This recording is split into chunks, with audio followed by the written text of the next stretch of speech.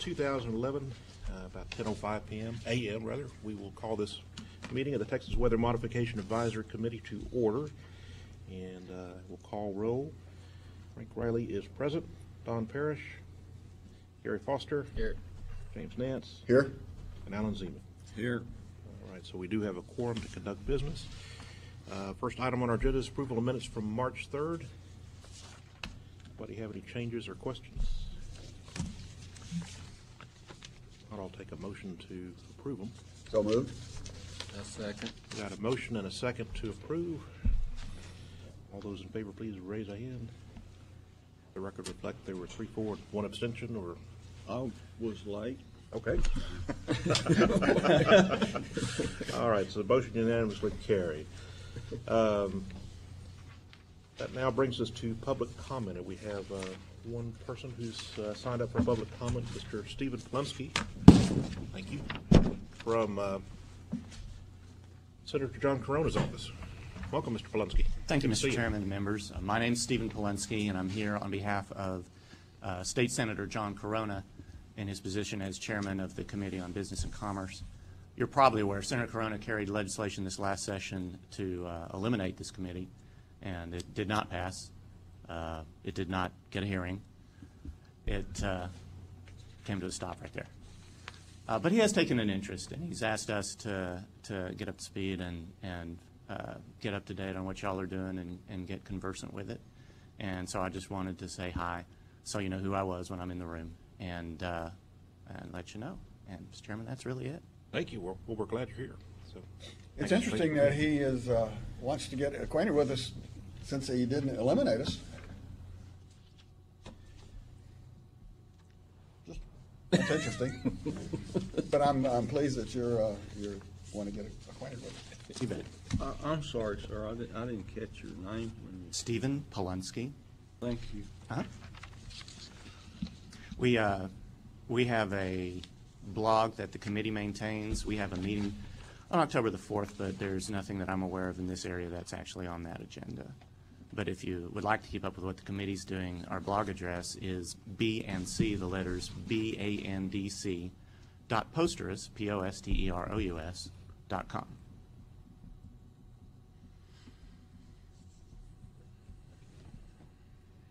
Look forward to seeing you at more of these. You bet. All right. Are you chief of staff with the senator? I'm the committee director. The committee, I report to the chair, and the committee staff reports to me. Okay. Thank you, sir. Appreciate it. Brings us, do we have any other public comment of folks that might not have signed up? If not, the next item is the election of a vice chair of this committee. And any of you are eligible. Anyone wants to? Well, I think Gary would make a really good vice chair. I was kind of thinking you might. Well, or y'all can make Don it so he can't protest, but not easy.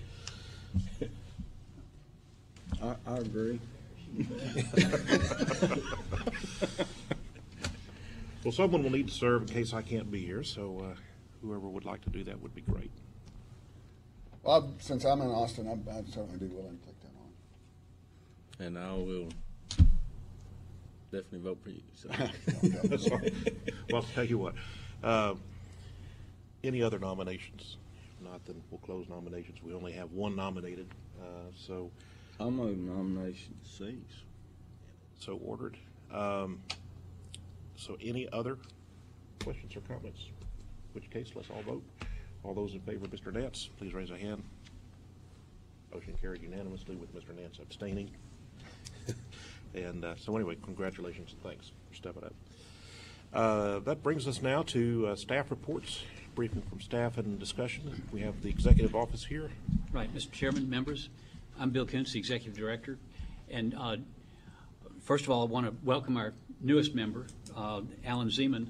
I want to thank him for taking the honor of participating in this and contributing his time. Public membership like this is almost thankless because we are not able to reimburse you for your expenses. It's really an interest and a donation of time and and talent. We truly appreciate that. Can I go ahead and send you a bill anyway? You can, and the topic that Stephen Polonsky raised was the bill by Senator Corona, and it was an attempt to address the fee issues that we have with the weather modification program. As our smallest program, we have 11 permits and 9 licenses. That's the smallest licensee base that we have. Each of our programs is supposed to carry its own weight and have fee revenue that will cover the cost of the program. And because of that small licensee base, if we were going to have George Bomar just working full-time on weather modification, your fees would go up considerably.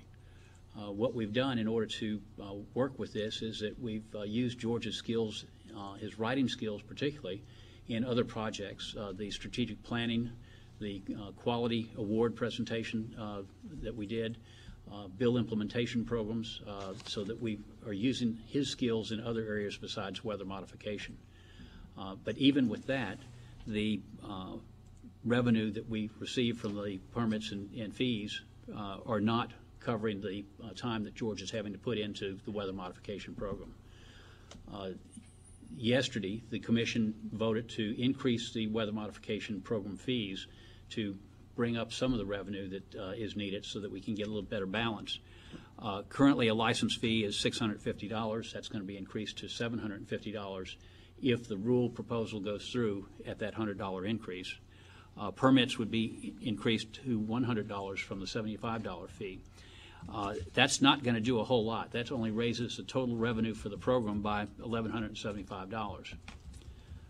We need to take care of that issue. One of the things that we're going to have to do is cut George back on weather modification activities and have him working on other program projects so that we can balance the revenue and expenses for that program.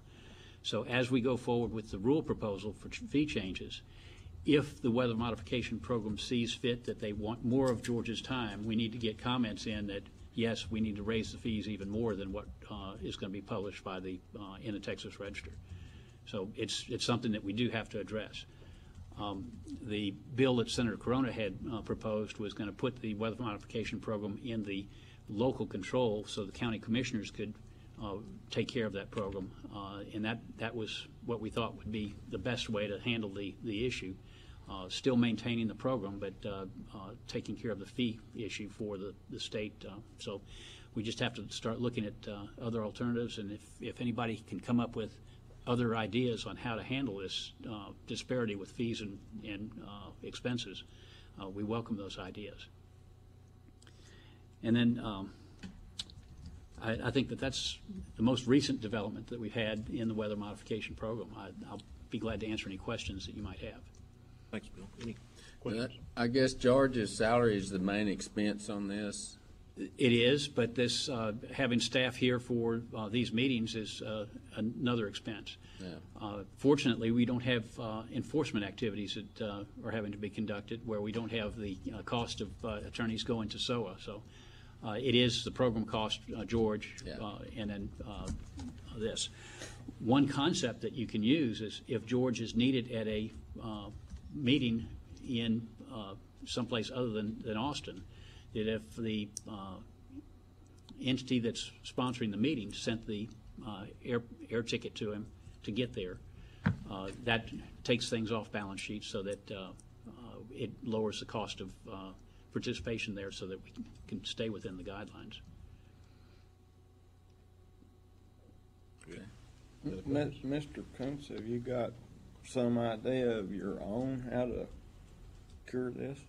Well, I mean, several years ago, we looked at this issue and we had a fee proposal which was soundly renounced.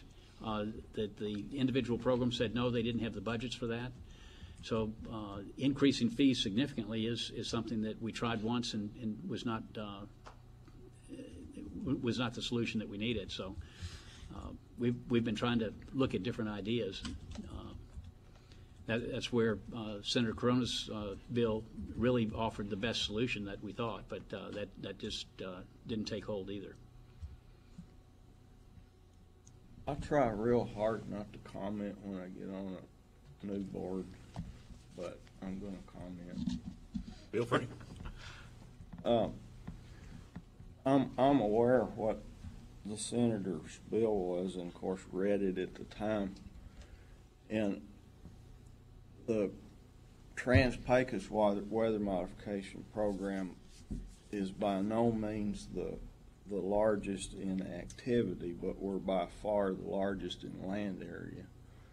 And at this point, we've got parts of 6 counties in West Texas, and as most of y'all know, those counties in West Texas are a mite bigger than most of them.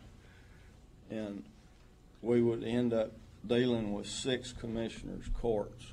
And all the county commissioners in our part of the world are very wise folks. But when the counties are broke, programs like these are the first things to go away. And I could almost guarantee that they would not fund or approve a permit for a weather modification project in our part of the world, and it would consequently reduce the target areas to something less than what would be fiscally responsible to even operate the program. So I'm not criticizing the senator or the proposal to go to the county commissioners, but I wish that, we would rethink that if it comes up again. Right. Well, the issue was that the counties were not going to be funding it because we don't fund the activities. Right. We do fund the meteorologist that is running the program for the state.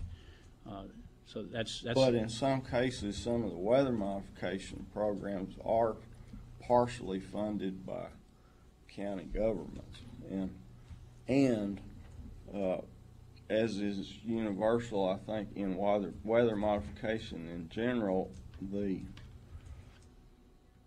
how to say this politically correctly, the level of understanding of the projects is pretty low.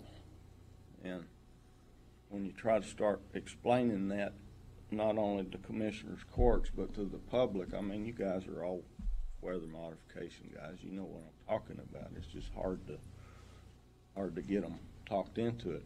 Of course, it could be a blessing in disguise, and it will force all of us to do a better job of educating the courts. But I can argue either way on that, obviously, but it was a little scary to us at the time when that proposal came to have the courts decide on that. Very good, Alan. Anyone else? Thanks, Alan. Thank you, sir. Do we have anything from General Counsel? Good morning, Mr. Chairman, members, Brad Bowman, General Counsel. Just very briefly, we at a prior meeting, the board recommended a package of rule changes, and we've been kind of holding off on that, and now that the legislative session is over, and we're going to move forward on proposing that in the Texas Register, so that'll be coming in the near future. So just make you aware of that. It's something the board has already looked at, but that'd be coming forward, and as well as there will be a real proposal on the fee change that Mr. Kuntz mentioned. And that's all I have, unless you have any questions for me. Any questions for Mr. Bowman? Okay. Thanks very much. Thank you. Brings us to our compliance division, which would be Mr. Bomar.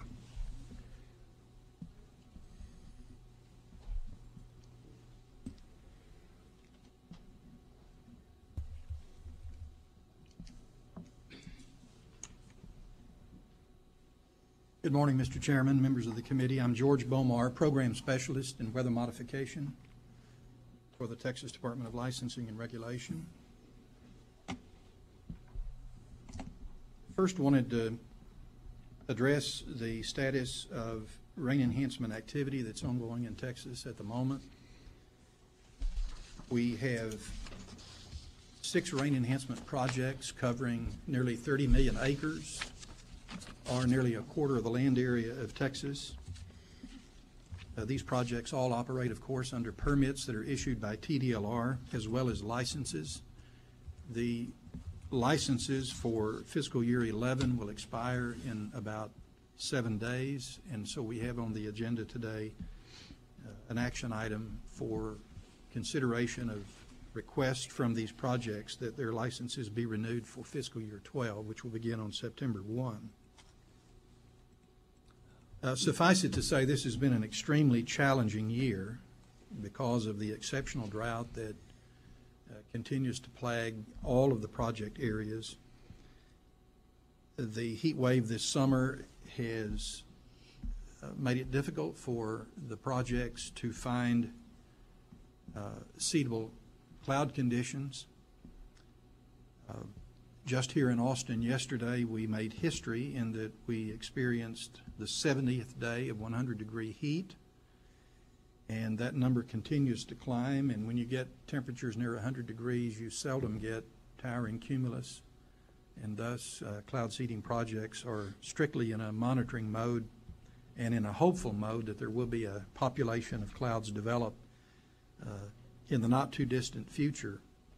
As hot as it's been here, it has been even hotter in other parts of Texas.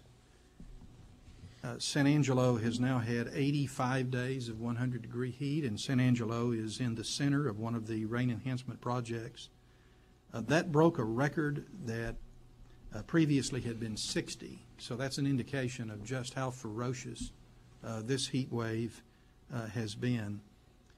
And you can go to Midland, to Amarillo, to San Antonio, to Corpus Christi, where other projects exist, and also find that the record for 100-degree heat has been broken in all of those localities. The heat even extends up into East Texas, which historically has never had a rain enhancement project of any sort. And coincident with the intense heat has been an absence of rainfall. We are within 2 weeks of the first anniversary of the last significant rain outbreak in Texas, which was last September the 10th. So we've gone nearly 12 months with meager rainfall at best, and in some places in far west South Texas, rainfall amounts to only a fraction of an inch.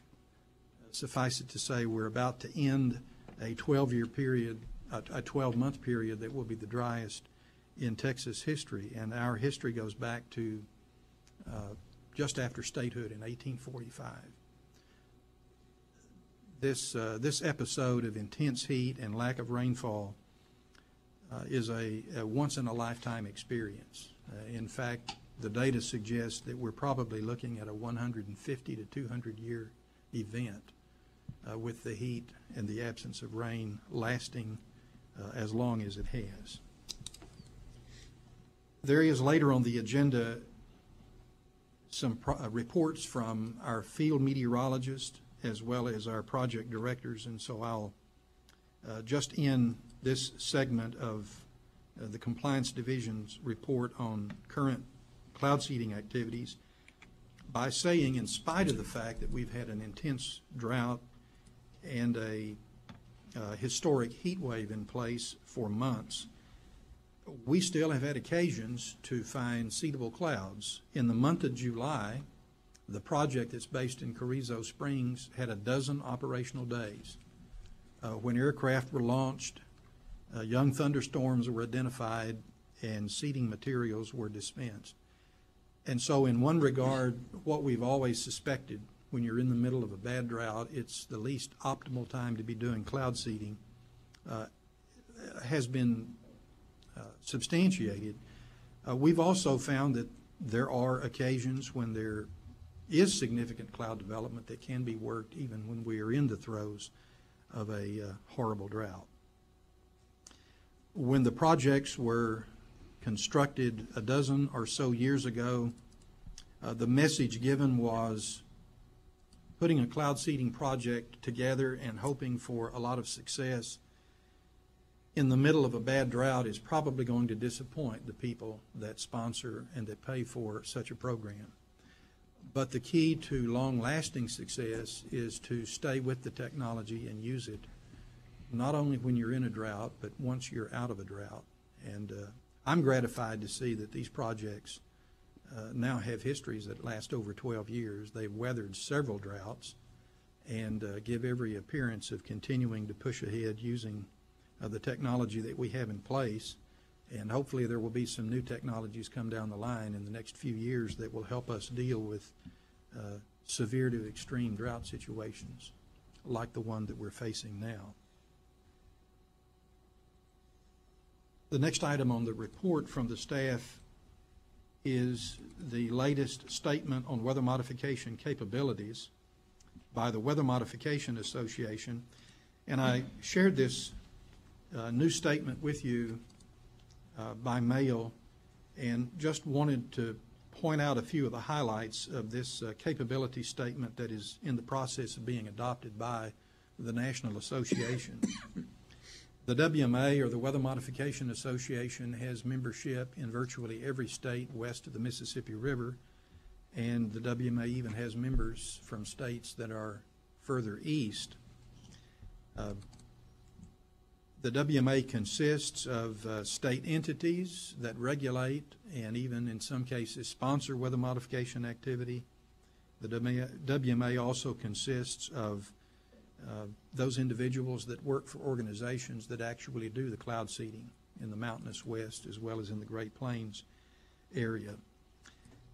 I wanted to point out in the statement that, which I have helped to craft, that we have included a statement on the second page in the background section for the first time that addresses the possible efficacy or lack of efficacy of technologies such as hail cannons and ionization generators, which have been before this committee in the past for licensing and permitting.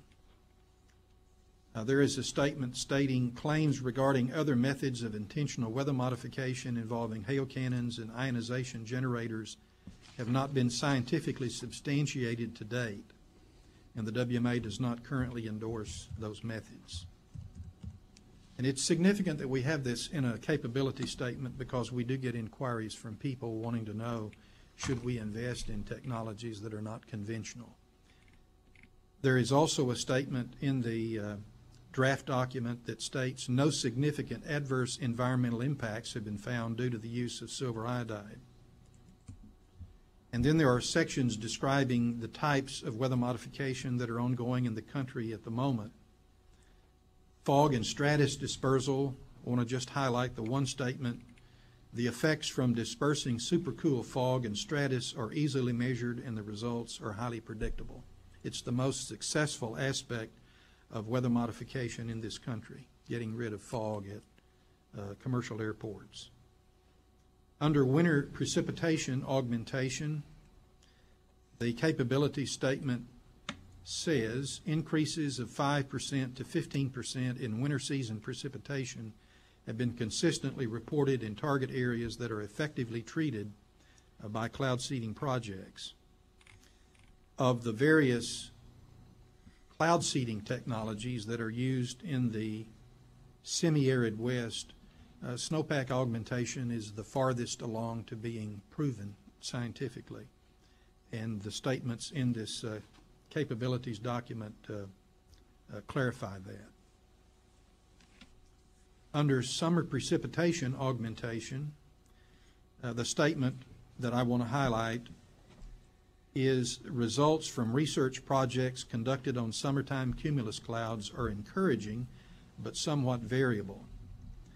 We've not had the same level of success where we've done research in the West.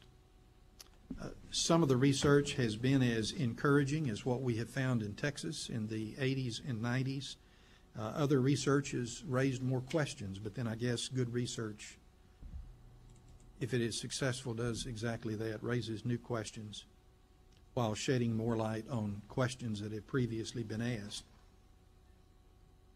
And under hail suppression, there is a statement that I want to accentuate this morning. Long-standing hail suppression operations, and we have 2 of our 6 permitted projects in Texas that embrace the use of hail suppression technology. These operations indicate a range of effect from 25 to 75% in reduction in damage due to large hail. And want to point out that in this section there is another statement having to do with hail cannons. The WMA does not endorse the use of hail cannons. To date, there is a lack of what the WMA considers to be any scientific evidence that hail cannons produce an effect on a thunderstorm's ability to produce hailstones, including the reduction of damaging hail from those storms. Now, this is something that we've all known, but it is now finding its way in print in a capability statement from a national organization. And just one more thing to point out on the last page under status of the discipline of weather modification. The capability statement says continued applied research into weather modification issues is encouraged. Such advances will lead toward eventual optimization and broader acceptance of cloud seeding applications and thus fuller realization of the potential of this technology. And we will cover in just a moment the other item under the Compliance Division's report having to do with cloud seeding research in Texas. Any questions the committee might have about the WMA statement? No. I've also provided a few excerpts from some news releases in recent weeks that pertain to weather modification technology, and just wanted again to highlight that a recent study having to do with the impact that planes are having on supercool clouds that develop around airports. There's been a study and a press release done, which you have a copy of. The correct conditions, that is, for this inadvertent or unintentional type of weather modification occurs about 5% of the time around major airports in the United States and even internationally. Some holes in clouds have been observed, and there have been some studies made. And I merely bring this up to your attention because some of the conclusions that are being reached about the unintentional effect that planes are having upon rain-bearing cloud systems in the vicinities of airports is something that's been the foundation for cloud seeding technology for a number of years. Namely that it takes an abundance of supercooled water in these clouds to crystallize. There's not enough natural ice, and so seeding is designed to provide additional artificial ice nuclei in order to capture this supercooled water and convert it into snowflakes, which ultimately become large raindrops. But I find it intriguing that there's some study being done now on the inadvertent weather modification that's going on in this country. And there is a lot of inadvertent weather modification that we probably have not yet identified, much less have we researched. And I also wanted to report on the effort to deal with the drought that's occurring in East Africa, and the fact that a company called Acquiesce has approached the United Nations about the use of a technology based on the systematic delivery of an electromagnetic waveform that resonates with atmospheric weather patterns to adjust the path of rain-bearing cloud systems. You may recall at this previous committee meeting, there was a discussion and a recommendation by the committee on an application from SciBlue, a group of retired military folks who negotiated a contract with the Red Bluff Water Control District in Pecos to launch a rain enhancement or rain making project to produce water in the river basin of the Delaware River, which feeds the Red Bluff Reservoir out in far west Texas. And that technology, as we were allowed to understand it, is quite similar to what is being proposed for use in East Africa. And if in fact they are underway using this technology, they're only about a month into the use. The countries were told that there would be an effect, a positive effect, namely significant rain to quash the drought within a 90-day period. Given that we're only about 30 days into this 90-day trial, I don't have any results yet from this particular effort. But I just wanted to make you aware of the fact that this technology that we were introduced to a few months back, which to date has virtually no scientific authentication, is being used in other parts of the world. And in fact, this article says it was used in Australia to help put out wildfires a few years ago. And I contacted a member of the Australian Parliament who's been in Texas to observe our cloud seeding efforts to ask him about the claimed success of Aquas in putting out the wildfires. And he expressed a very cautionary sentiment that he had not seen any evidence that they had had any significant contribution to the putting out of those wildfires. SciBlue, once the company got a permit and license from us, began operating. There's been no significant rain in the Trans-Pecos area of Texas, for that matter, all of this year. I was informed that the Red Bluff District was giving thought to extending the time period for SciBlue to demonstrate that its technology would work, but I don't have any confirmation that the board has yet acted on that recommendation. And perhaps Mr. Zeman, since he lives in the area, might have some information. I don't, George. I do know that it was on the board's agenda at their August meeting, but I don't know whether they acted on it or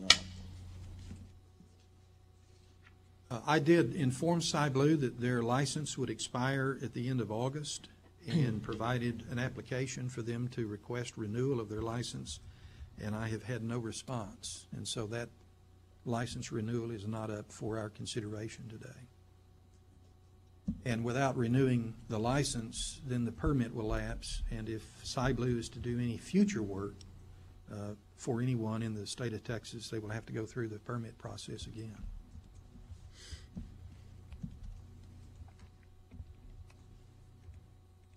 And that sums up the report from the Compliance Division this morning. Can I answer any questions from any of the committee? Thank you, George. No, thank you. All right, well, that brings us to field meteorologist reports. And we've got Craig Funky, if you want to fill us in on West Texas, South Texas, and anywhere else. All over. Craig Funky, and I'm not a field meteorologist. Todd Flanagan couldn't be here, so I'm going to give. He emailed me a update on what's been happening in South Texas, so I'm going to kind of run through this with y'all. They're expecting some weather down there, so we certainly don't want to miss that. I'll get down to the summary here, and the total for South Texas weather modification so far is 14 seeding days. Now that is 44% of normal to this date. 28 flights, 20 seeding flights and 8 recons, and that equates to 47% of normal to this date. And burning 325 silver iodide flares and 11 hygroscopic flares. Total flight time of 48 hours. The 15-year normal up to late August is 32 seeding days and 60 flights. So from these numbers you can see that things are way behind, and with the rain that we have been getting, these little pop-up sea breeze showers, a lot of them are showers that we normally wouldn't even take a second look at, but we're going out and looking at them now. It's more out of desperation than any hopes of having an impact on them. I won't break this down by month, it's too depressing. That's what I have for South Texas. It's dry. Thank you, Greg. Jonathan Jennings. Good morning. I'm Jonathan Jennings. I'm the meteorologist in training at the West Texas Weather Modification. It's been pretty dry as well, as we all know. We've had 22 operational days. June 21st and August 11th were our most active days. The 21st, we burned 92 flares. On the 11th of August, we burned 80 flares. The most active month has been July, 9 days in July. We've had 5 in August so far. We're hoping to catch up to July by the end of this month. In total, we've gone after about 150 clouds, 787 flares. 6 of those were hydroscopic flares. We used hydroscopic flares on 4 different days. Compared to last year, we had 22 operational days as of today. Last year, 38. In total, last year, we were at 43 total days. We're about halfway there, and we only have about 45 days. So month to month, April, we've had 2 days. May, 2 operational days. June, we only have 4. July 9, and so far in August, we have 5. Hopefully, we could get in the air tonight, and there's a chance for some stuff on Monday and Tuesday of next week. But that's all I have for you guys. Any questions? Questions, anyone? No? Thanks very much, you. and welcome.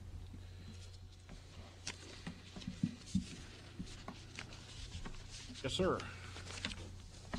I'm Ed Walker with Southwest Texas Rain Enhancement. I'm kind of here on behalf of Stephanie. As Craig had said, we're expecting weather, so the meteorologist stayed in place, but she again emailed me a report. And our target area is Dimmitt County, to the north Zavala, north of that Uvalde, and then southeast is LaSalle, and then to the south is Webb. So we have about 6 million acres. And like everybody else, we're dry. We're terribly dry, and this has been our slowest year by far. Most of the area is 6 to 12 inches below normal. And of course, again, the drought has really slowed us down. We've had a total of 22 seeding flights on 15 days. And if you look at the last 11 years, on an average, we're 60% through the season and only up to 35% of the flights. So we're really slow. We had no flights in March or April, no hail suppression flights the entire spring. We had the latest start this year we've ever had. May and June we had some activity, but below normal. Again, July was the busiest month, had 13 flights on 8 days, and so far we've had 4 flights in August. So we have really been slow. Like Craig said, most of the storms have been small pop-ups. We have had a couple events that came off the mountains in Mexico that were decent, but it's really been a slow year. I'm also with the Water District, and just as a side note, our main aquifer is the Carrizo, which is a huge aquifer. We have both confined and unconfined parts of the Carrizo, and the confined water levels are 130 to 140 feet below normal. So it's dry, and then coupled with the Eagle Ford Shale activity, we have permitted 224 rig supply wells in the last 18 or 19 months. So the two put together,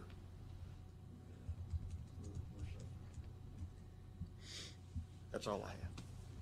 Questions? Walker, if you'd get with Ms. Fletcher and fill out a witness public comment form at some point.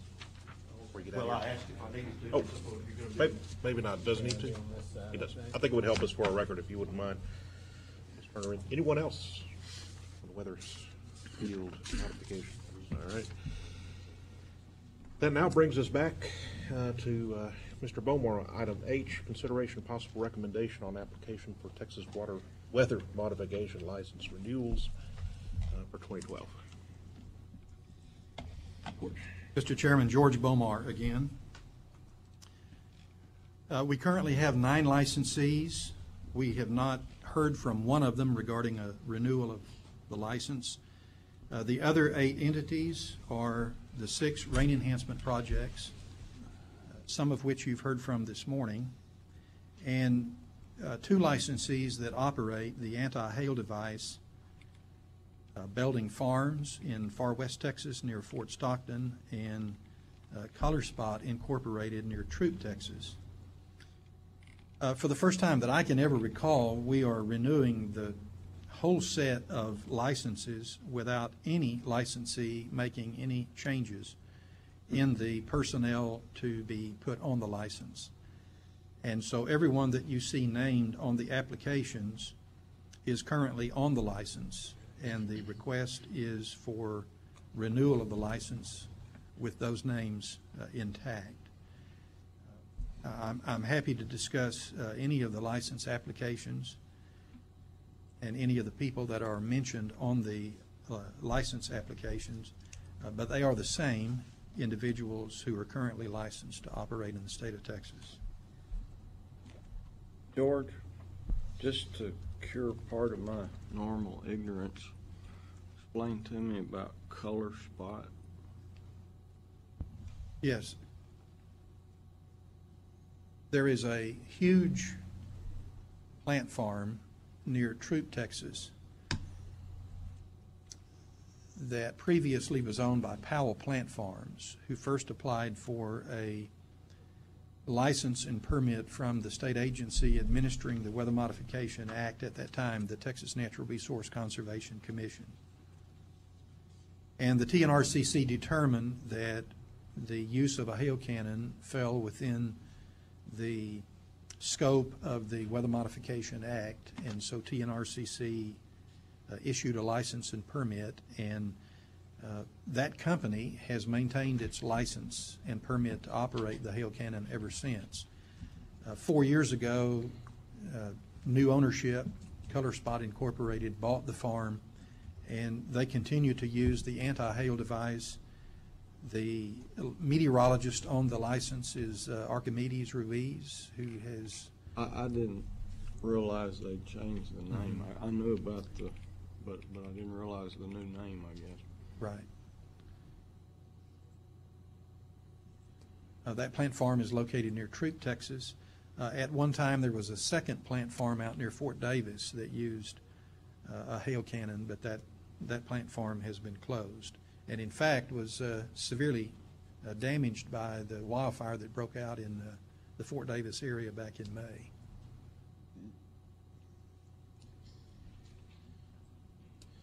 Questions? George, would it be appropriate for us to just list out the names in a motion and just do all of them at once if Yes, sir. I believe I would think could, as long as nobody had any objections or wanted to pick one out and vote on them separately, but I sure don't. I'll move to recommend us to approve these licenses, the 9 that are listed here: Belding Farms, Color Spot, Panhandle, Sky Blue.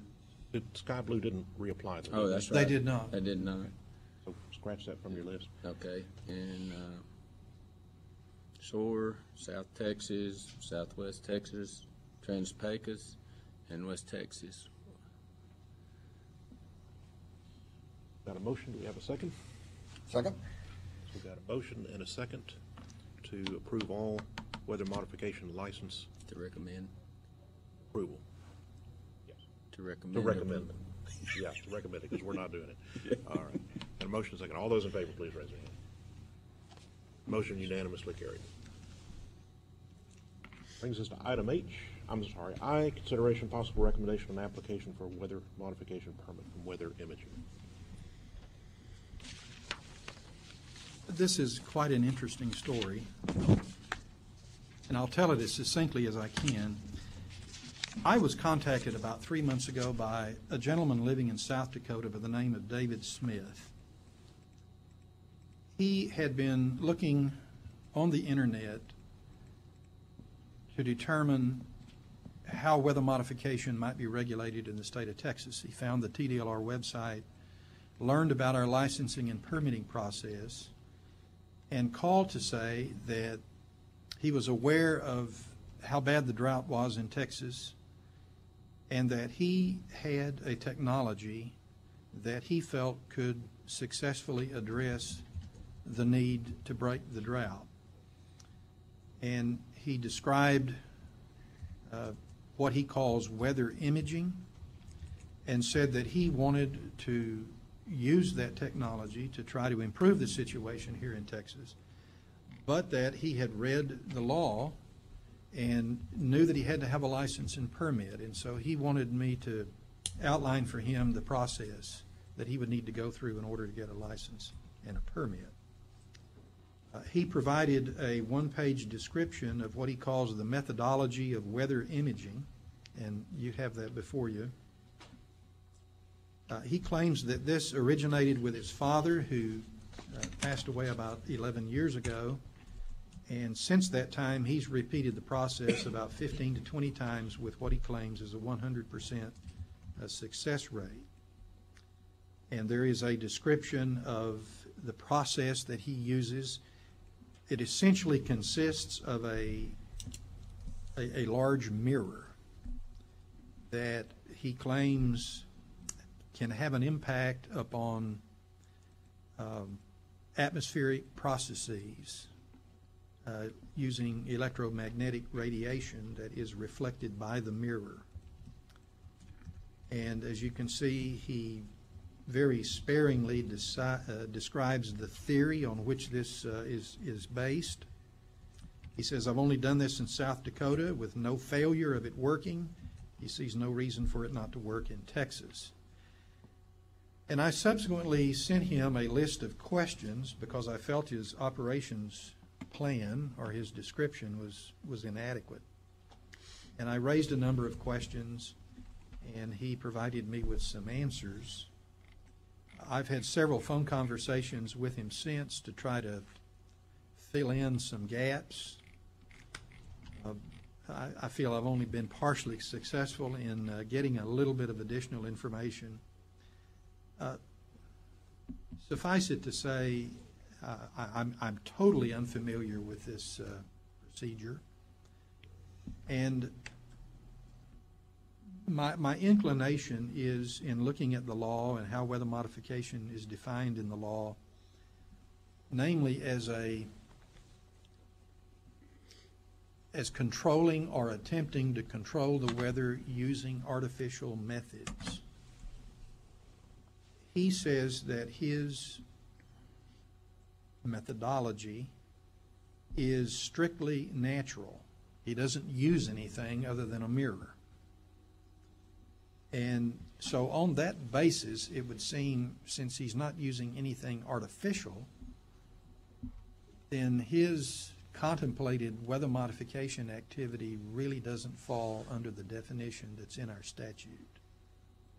And my inclination is to say to him, you may do what you will, there is no need to obtain a license and permit from TDLR. I'd feel like that if anything, he'd need to contact the FAA, because if he's got a big mirror up there, and I mean, it's got to be throwing some pretty good light if the sun's hitting it, and that could cause problems. But I'm like you, as far as feeling is, I don't see how he would need a permit or a license from us. But I've pressed him to give us more information. I asked if he had photos or a video of what he does and how he does it.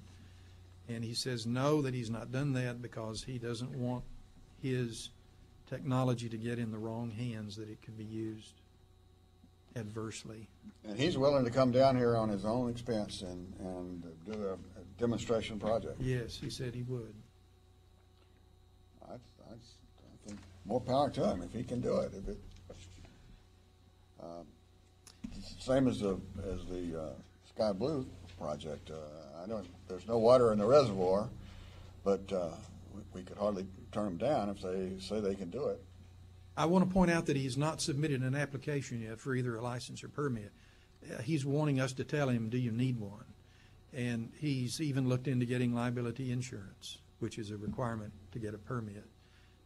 So I don't doubt this gentleman's sincerity. It's just extremely difficult to get enough information to make the sort of decision that we feel is I got a appropriate. place he can do it. A few acres to put a mirror out there. Mr. Bowman, do you agree with the legal, from a legal standpoint, do you think this falls outside of the act? It's Brad Bowman, General Counsel. I think George has hit right on the crux of the matter and whether this involves any artificial methods. And I haven't personally come to a definite conclusion on that. I think George has given a really good analysis for you, and any input that you have that might help the department in making that determination, we would appreciate.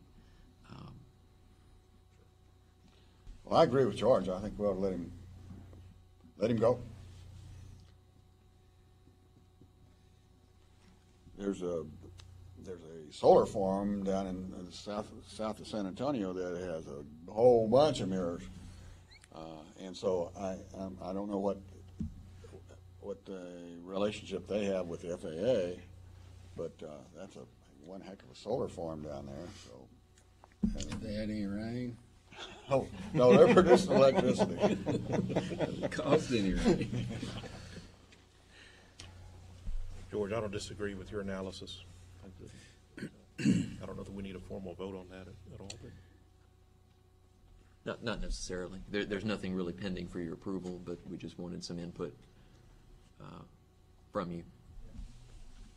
I do want to say that up until quite recently, we have never been approached by people using arcane or exotic weather modification approaches. And I think the fact that the regulation of weather modification now is so prominent, you can get on the internet and you can find that, yeah, we do regulate it in Texas. And no doubt there are folks doing some strange things out there that we're not aware of. But in this case, I heard from a man that was very conscientious about the need to weigh in with the appropriate state agency to make sure that he was doing everything that was legal. And so I commend him for that and appreciate knowing how sincere he is in trying to help our situation here in Texas. Do you have a feel for when he might try this if he gets a green light?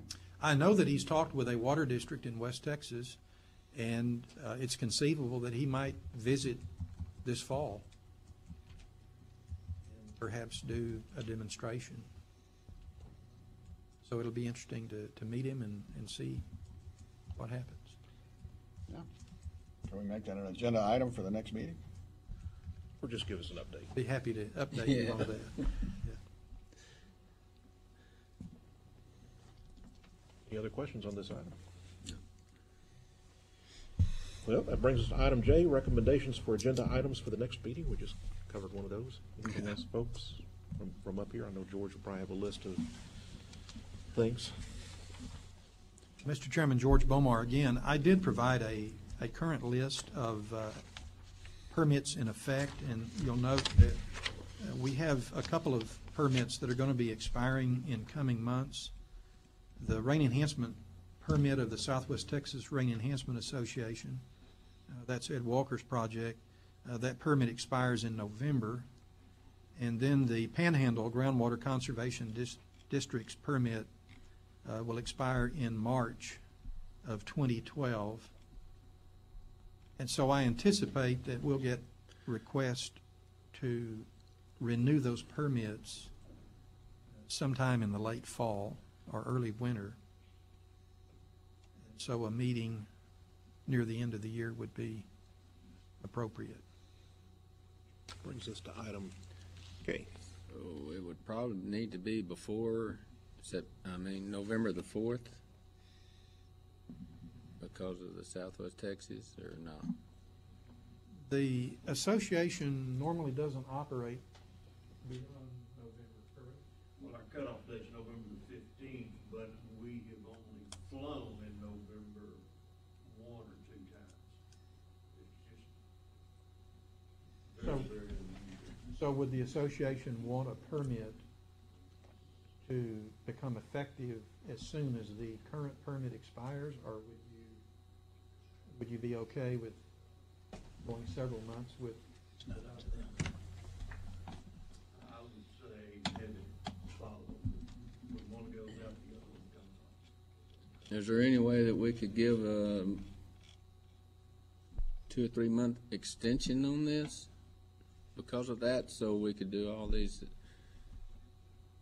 I mean, I don't know, just whatever. Let me suggest this. If the association submits an application for permit renewal in, say, the next 45 to 60 days, in order to renew that permit as soon as it expires, and anticipating that there's not going to be any significant change in the operations plan, that is something that perhaps the committee could review by mail, and we could have some sort of a conference call, or not bring you back here for that one permit renewal. Well, and George, just, this is Brad Bowman again, just a reminder on open meetings requirements. So we couldn't have a quorum of the board. We could possibly tap in individual board members for some expertise or some information there, but couldn't have a telephone conference or meeting of the board outside of the posted meeting. So that's the only limitation on that. Does the law require this group here to pass on it before, or can staff and commission do that without us? No, the committee may make a recommendation. It's not essential. And given the fact that the project that's being permitted pretty much is continued without any appreciable changes, and I anticipate that the next permit would be essentially for the same activity as we currently permit, that there wouldn't really be a need for us to be together to discuss changes in approach. Well, we couldn't do it at this meeting today because it's not on the agenda, correct?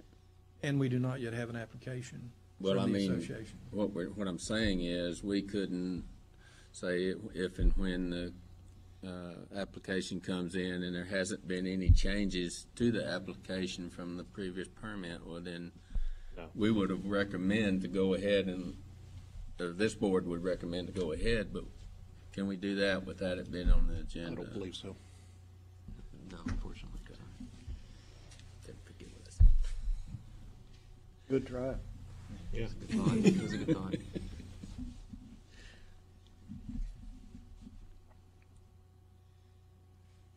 You don't want to get the group together for a short meeting? Or just let staff pass on it? Oh, Well, we need to meet before the end of the year anyway, so we could meet late October. why do we have, that's the only one we'd have to meet for, is that one? The rest of them coming up in March. But But I Yeah, don't there's think no, it makes any. there's no can we- statutory requirement that we meet once more, okay, I all right, believe. got it. Is that correct? I believe we're not required to meet quarterly or any specific time period, so. Oh, is that what you were thinking? Yeah. Oh, Yeah. Well, I would suggest, in order to keep program costs down, we just meet in March. suits me. Unless staff believes that there becomes some reason to bring us together sooner, you can let us know and we can call a meeting. And, should everybody? So we need to do this in early March or late February or something like that, George? Yes, that would be appropriate.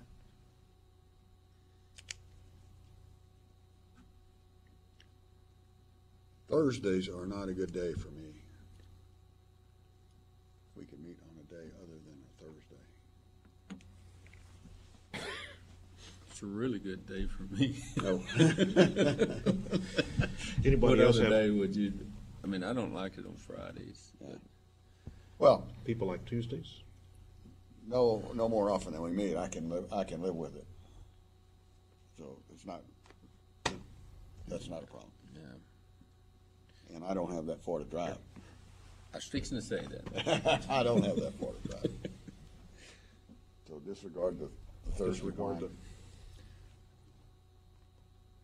Look at February 23rd, Thursday. That look okay? Sounds good to me. Works for me.